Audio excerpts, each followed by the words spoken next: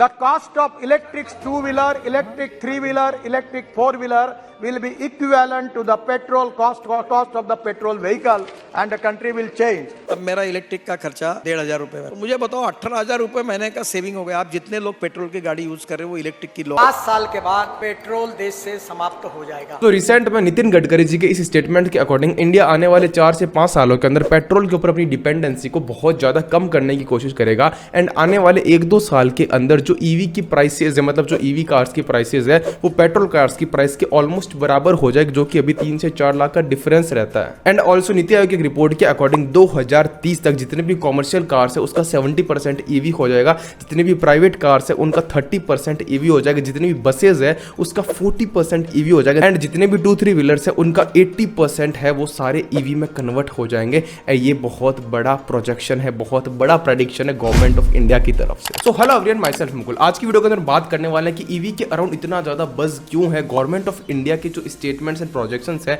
EV को लेके, क्या वो सच में एक रियलिटी में कन्वर्ट हो सकते हैं आने वाले 5 से 7 सालों के अंदर। इंडिया का ग्लोबल लेवल के ऊपर ईवी के अंदर क्या स्टैंड है, कौन कौन से स्टार्टअप्स इसके अंदर एंगेज्ड है, इंडिया के अंदर ईवी को लेके क्या चैलेंजेस हो सकते हैं, एंड कैसे इंडिया ईवी के अंदर पूरे वर्ल्ड को लीड कर सकता है आने वाले टाइम में। इन सारी चीजों के बारे में डिटेल में बात करने वाला है। सो अगर आपको चैनल के ऊपर पहली बार है तो प्लीज सब्सक्राइब करके बेल आइकन को प्रेस कर दो हर संडे बहुत ही मजेदार बिजनेस केस स्टडी के लिए। सबसे पहले अपन बात करते हैं how and why EV is different from conventional cars और पेट्रोल कार्स। तो भाई साहब, अगर अपन ग्लोबल देखें टॉप 10 पॉल्यूटेड सिटीज को, तो उसमें से 6 सिटीज है वो इंडिया की है। मतलब इंडिया के अंदर पॉल्यूशन एक बहुत बड़ी समस्या है, एंड ईवी की मदद से पॉल्यूशन को अपन सिग्निफिकेंटली रिड्यूस कर सकते हैं। स्पेसिफिकली जो व्हीक्यूलर पॉल्यूशन है, जो व्हीकल्स के थ्रू पॉल्यूशन होता है, इससे एयर पॉल्यूशन के अंदर बहुत ज्यादा कॉन्ट्रीब्यूशन जाता है। तो हम ईवी व्हीकल्स का यूज करके ईवी मोबिलिटी के अंदर स्विच करके बहुत हद तक पॉल्यूशन को रिड्यूस कर सकते हैं। अब ईवी के थ्रू एयर पॉल्यूशन तो सिग्निफिकेंटली ड्रॉप हो सकता है, पर इसके कुछ अदर फैक्टर्स है, उनके बारे में अपन आगे डिस्कस करेंगे। तो अब अपन देखते हैं ईवी एक नॉर्मल पेट्रोल कार से और ज्यादा अलग कैसे हो सकती है। देखो, ईवी के अंदर आप बहुत सारे एडवांस फीचर्स को देख सकते हो।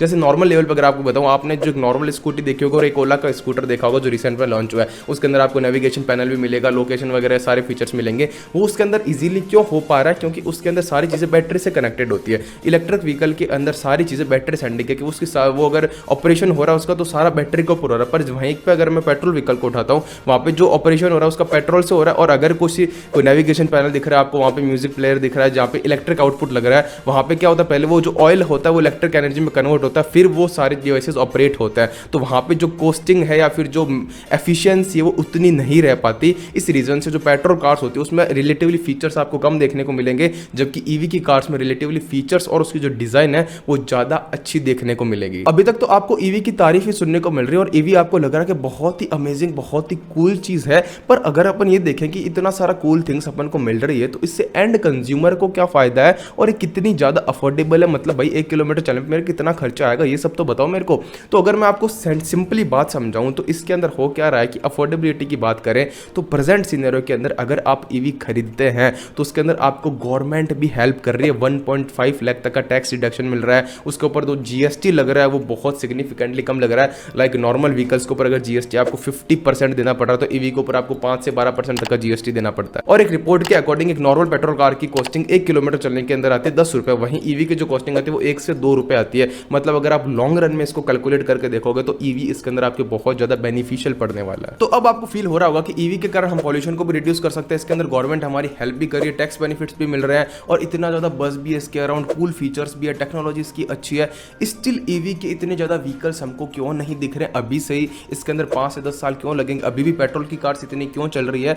तो अपन बात करते हैं इन सारी चीजों के ऊपर कि ईवी के अंदर चैलेंजेस कौन कौन से हैं। तो ईवी के अंदर जो सबसे पहला चैलेंज है वो है चार्जिंग स्टेशंस। तो अब मैं आपको एक सिंपल सा फिगर बताऊं कि इंडिया के अंदर अराउंड 70,000 पेट्रोल पंप्स है। मतलब आपको लंबी जर्नी के ऊपर जाओ तो आपको आसानी से रास्ते के अंदर हर 15-20 मिनट के अंदर एक पेट्रोल पंप तो जरूर ही दिख जाएगा। पर चार्जिंग स्टेशंस का अभी तक कोई अता पता नहीं है। पूरे इंडिया के अंदर मात्र 1700 चार्जिंग स्टेशंस हैं। तो ईवी के अंदर जो चार्जिंग पॉइंट वाला फैक्टर है काफी ज्यादा अफेक्ट करता है इसको, क्योंकि आप एक ईवी कार को, प्रीमियम से प्रीमियम ईवी कार को जो इंडिया के अंदर है उसको आप चार्ज करके मैक्स टू मैक्स 200 से 300 किलोमीटर चला सकते हो। और जो नॉर्मल मिडिल क्लास है इंडिया का, वो कार को लॉन्ग जर्नी के लिए लेता जनरली, और उसके अंदर अगर वो कहीं पे जा रहा है, ठीक है, तो उसको 200 से 300 किलोमीटर के ऊपर उसको लगेगा यार मेरी तो बैटरी खत्म हो जाएगी, तो मैं चार्ज कहाँ पे करूंगा, उसको चार्जिंग स्टेशन मिलेगा नहीं वहाँ पे।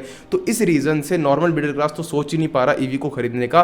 फर्स्ट थिंग तो ये कि चार्जिंग स्टेशन नहीं है, और दूसरी चीज ये कि इसकी प्राइस अभी बहुत ज्यादा है। मतलब आप एक नॉर्मल पेट्रोल कार लेते हो और एक ईवी कार लेते हो, उसके अंदर आपको आराम से 3 से 4 लाख का डिफरेंस अभी देखने को मिलेगा। तो वो लॉन्ग टर्म इतना ज़्यादा सोचता है, उससे पहले उसको उसका इंस्टेंट जो उसका पैसा लग रहा है वो पता चल जाता है कि हाँ यार मेरे को अभी भी इतना एक्स्ट्रा पैसा पे करना पड़ेगा, और उसके अलावा चार्जिंग स्टेशन वगैरह भी नहीं है, और मेरा यूज़ केस इसके अंदर इतना नहीं बन रहा। तो जो मिडिल क्लास जनता है वो अभी कार्स को नहीं खरीद रही। अभी ईवी की कार्स को कौन ले रहा है इंडिया के अंदर? जो रिच पीपल है, जो इलाइट ग्रुप से, जिनका सिटी के अंदर, जिनको मतलब ट्रांसपोर्टेशन के अंदर वो यूज़ कर रहे हैं ईवी को, और वो लॉन्ग जर्नी में जाते हैं तो उनके पास में अल्टरनेट ऑलरेडी पेट्रोल कार पड़ी, वो उसको यूज़ कर सकते हैं। तो अभी वो वाला सिनेरियो चल रहा है, इसलिए ईवी की सेल्स इतनी नहीं हो रही, इसलिए हमको ईवी इतना ज़्यादा चलता हुआ नहीं दिख रहा।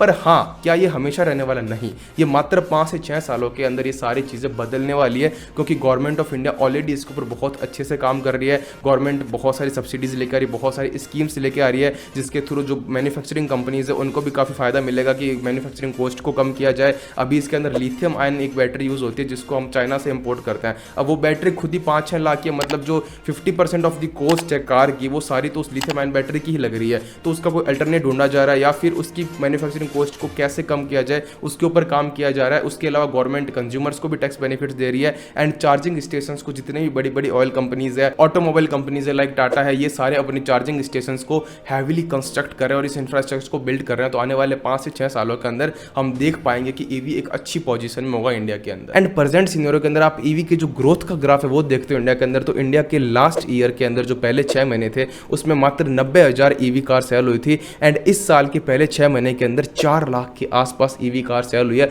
अराउंड 330% का इंक्रीज। आई होप आपको ईवी की अभी तक की कहानी समझ में आ रही होगी। अब अपन बात करते हैं कि ईवी के क्या डिसएडवांटेजेस है और इंडिया उनके साथ में कैसे लड़ सकता है, और इंडिया का ईवी के अंदर फ्यूचर क्यों ब्राइट है। तो स्टार्टिंग में मैंने एक बात बोली थी कि ईवी का यूज करके अपन पॉल्यूशन को काफी हद तक रिड्यूस कर सकते हैं, पर हर सिक्के के 2 पहलू होते हैं भाई साहब। अब ईवी के अंदर जो सारा सिस्टम किसके ऊपर डिपेंडेंट होगा? इलेक्ट्रिसिटी पे। नॉर्मल कार के ऊपर सारा सिस्टम किसके ऊपर डिपेंडेंट है? पेट्रोल या फिर डीजल के ऊपर। अब पेट्रोल या डीजल के ऊपर डिपेंडेंट है तो पेट्रोल डीजल फॉसिल फ्यूल्स वो जब बर्न होते हैं तो वो बहुत ज्यादा अमाउंट के अंदर CO2 को रिलीज करते हैं, तो वो तो एमिशन उनका बहुत ज्यादा है, उसको अपन कंप्लीटली खत्म कर सकते हैं। पर अगर मैं ईवी की बात करूं तो इसके अंदर भी तो सारा काम इलेक्ट्रिसिटी से हो रहा है। अब अगर हम ईवी को ज्यादा यूज करने लग जाएंगे तो इलेक्ट्रिसिटी की रेट अभी इतनी हाई है, बाद में और ज्यादा हाई हो जाएगी। पर यहाँ पे एक ट्विस्ट आता है जहां पे आता है इंडिया का स्टैंड। अब इलेक्ट्रिसिटी अभी जो इंडिया के अंदर प्रोड्यूस हो रही है वो सारी किससे हो रही है?